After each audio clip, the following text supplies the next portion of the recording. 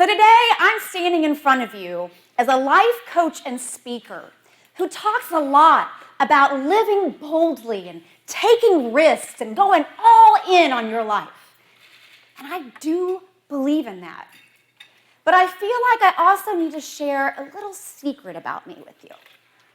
You see, for a long time, I was one of the most fear-filled, risk-avoiding scaredy cats you had ever come across. Oh, fear and self-doubt. We had a long, long battle.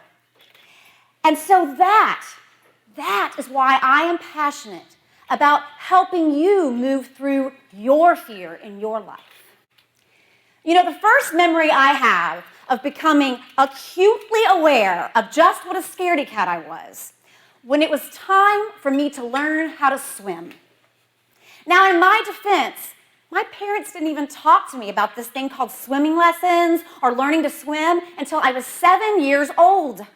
That's a little late in the game, or at least it was for this girl, because I had already become well acquainted with fear-based thinking. Oh, I had all sorts of ideas of the horrible, embarrassing, terrifying things that could happen to a 7-year-old at a group swim lesson. So I begged and pleaded, please, let's put it off another year. I mean, 8 really seems like the age you should learn how to swim. But my parents, no, they would not be moved. It was past time, right, for me to learn how to swim. So off I go to my group swim lesson. My mom, of course, takes me. I'm sure I had an adorable bathing suit on. But anyway, so I go in the center, I see all the kids splashing around, and I meet my teacher, and she's really nice. And you know, it went just as horribly as I had imagined. I hated it. I clung to the side of the pool. I resisted. I flailed about. I mean, it wasn't pretty, folks. In fact, it's interesting. I didn't actually have to convince my mom that we weren't going back to that class. No, didn't have to go back to that class, but oh, the torture of swimming lessons was not over. No, my parents were determined their daughter was going to learn how to swim.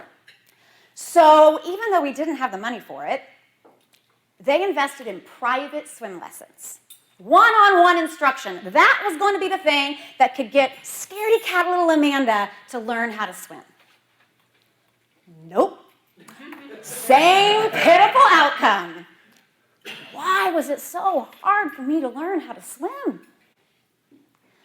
Well, you see, it was going to be impossible for me to learn how to swim because I believed in every fiber of my 7-year-old being that if I let go of the side of that pool, I was going to drown. So it didn't matter who came at me and how they tried. I didn't think I could learn how to swim, so I didn't. I didn't think I could, so I couldn't. Cut to many years later, and I'm going through training to become a life coach. And one of the mentors in the program, he always loved to say, now, how you do anything is how you do everything. Remember that? Well, I didn't like that very much. There was something about that I didn't really want to think that was true. So because it bothered me so much, I knew I needed to kind of sit with it, right? And the more I thought about it, I did have to face the truth that that same little scared 7-year-old girl, she had followed me well into adulthood. She wasn't screaming, oh my God, you're going to drown in that pool. But she was sending me messages like, that might be a dumb idea, Amanda. Why don't you just keep your mouth shut in that meeting? Or, a man like that? There's no way he would be interested in you. Or what about the classic? You don't get to make money doing what you love. That's unrealistic. That's dangerous thinking. No. Come over here to the side of the pool. It's comfortable. It's safe here. Don't risk it. Does any of that sound familiar? Where do you think you might be clinging to the side of the pool in your life? What inaccurate beliefs are you holding on to so tightly about what you cannot do, what you're not capable of, that are keeping you stuck and unable to move forward with creating a life that you're going to love? Because take it from me, a recovering, risk-avoiding scaredy cat, until you believe you can do it, you won't.